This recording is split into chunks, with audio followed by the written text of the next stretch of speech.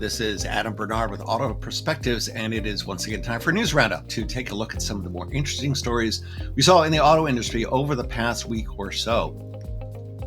Our first story is actually a follow-up to a story we did a little while back.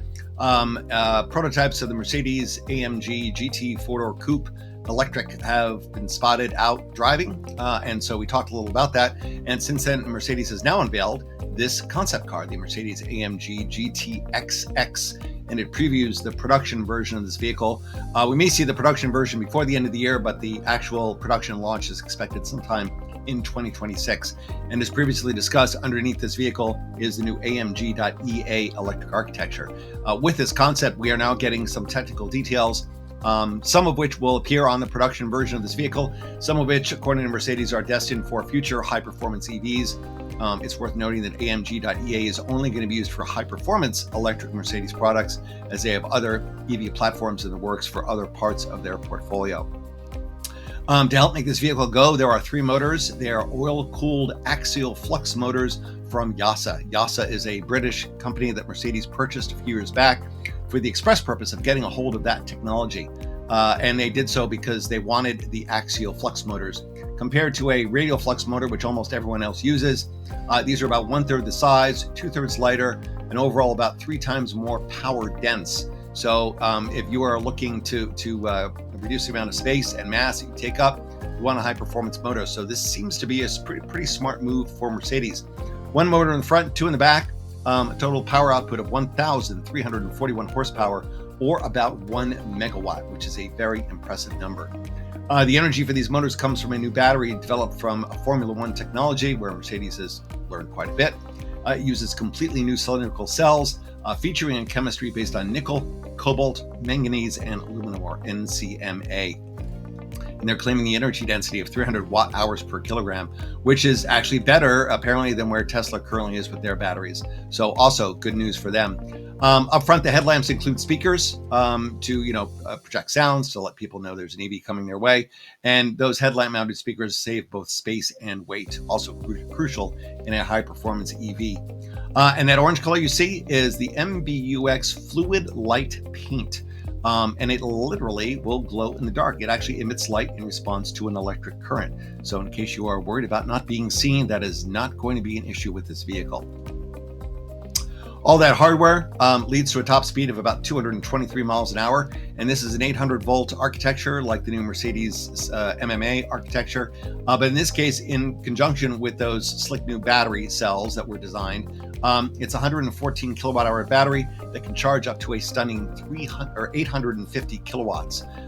Keep in mind, in North America, the fastest you can get is about 350 kilowatts. Some of the Chinese automakers are getting up to 640 kilowatt. But the big challenge, of course, is that you need a charger that puts out that much power, which currently don't really exist yet. So Mercedes is aware of that and is working with a third party to develop a charging network capable of supporting this. That power will get you about 200 miles of EPA equivalent EV range in around 5 minutes. So yes, this vehicle is almost to recharge it is almost as fast as filling it up with gasoline. Mercedes also recognizes that EVs feel and sound differently than internal combustion vehicles, but they do recognize the emotional benefits of driving around a high-performance gasoline-powered car. And so they are considering both simulated shift points and simulated V8 or V12 vibrations to provide a more immersive experience. So don't know if we'll see that here, but maybe on future high-performance EVs. The claimed drag coefficient, 0.198.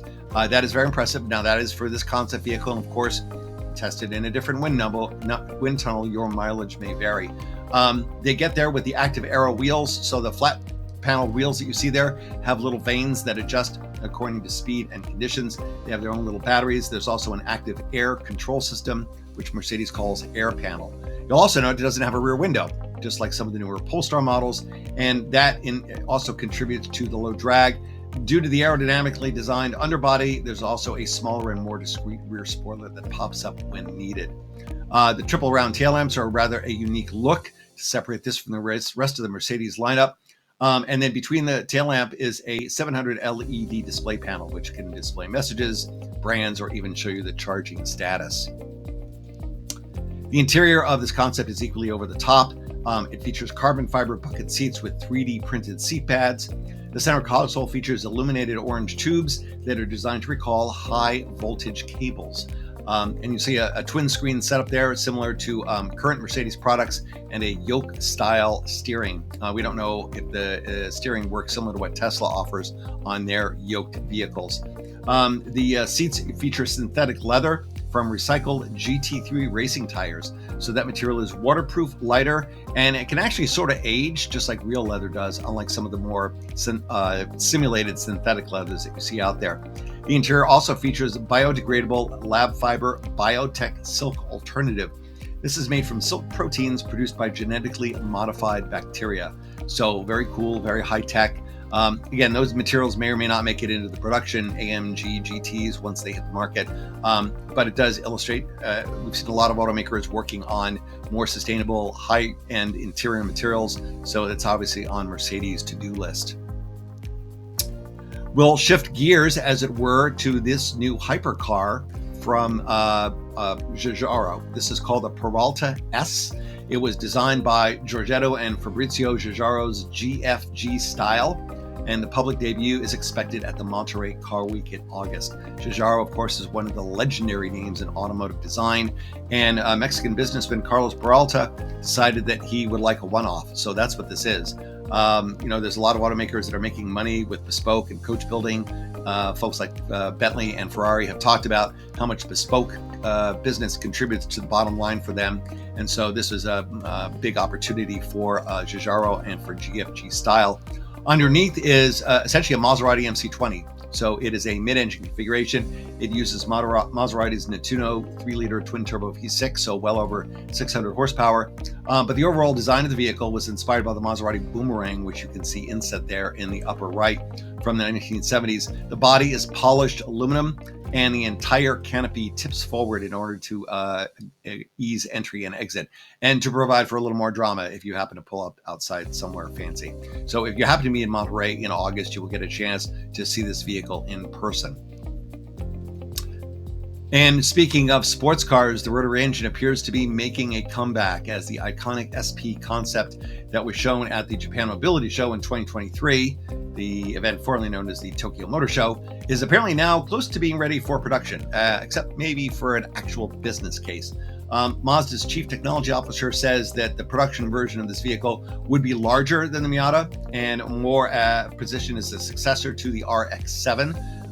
It should be noted the RX-7 was a two-seater, the RX-8 that followed was a 2+2, and this vehicle is a 2+2 as well, so could be an RX-8, could be an RX-9, could be something else. They have said it won't be called the Cosmo, which was Mazda's rotary sports car back in the 60s, so we'll have to wait to see. The concept was shown as an EREV with an electric motor and a dual rotor rotary engine, similar to the configuration in the recent MX-30 SUV, and so that's the expected powertrain for this particular sports car. According to Mazda, the development of the engine itself is just about done, so we actually could wind up seeing the vehicle before the next Miata shows up around 2027.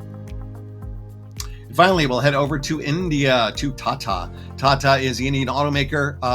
You might know them for the Tata Nano from ages ago, and more recently, they are the owners of JLR, the company formerly known as Jaguar Land Rover. The original Tata Sierra was launched in 1991 as their first SUV, and that name has now been revived as a modern, small, off-road oriented SUV due later this year. First previewed in concept form in 2023, and the folks at CarScoops decided to give us a look at what the production version might look like. And if you think you're looking at a Land Rover, you're not, but you're looking at Land Rover's owner. You do get a boxy profile, a clamshell hood, and a floating roof, which all echo existing Land Rover design cues. We know that Land Rover is working on a baby Defender, a Defender Sport, which is intended to be EV only off the new AMR architecture. So this could be a kind of poor man's Defender Sport. Underneath, it's expected that they'll use the Atlas platform for ICE variants. Tata also has an EV platform and powertrain that they could drop into this as well. The actual production launch is expected sometime between now and the end of the year. The ICE vehicles will likely use off-the-shelf hardware, the 1.5-liter turbo or a 2-liter diesel, and yes, it will offer a stick shift because there are parts of the world that still do like and enjoy stick shifts. It's expected to remain only in India, so those of us who don't live in India won't get a chance to drive it. Financially, that's probably not really a problem. India has an automotive mission plan 2047 that's under development. The goal is to establish India as a global hub for automotive manufacturing and R&D. And Markets, the third-party research firm, forecasts growth in the Indian auto market 50% from 2023 to 2030 to about 7.5 million units. So if you're worried that there's not going to be enough people to buy this vehicle, it sounds like there probably will be, and Tata certainly has the brand equity to pull that off. That about wraps things up this week in the news. So if you like what you see and hear, please subscribe and share. Visit AutoPerspectives.net for more information and to check out our blog. And we will see you back here next week. Thanks very much. Bye-bye.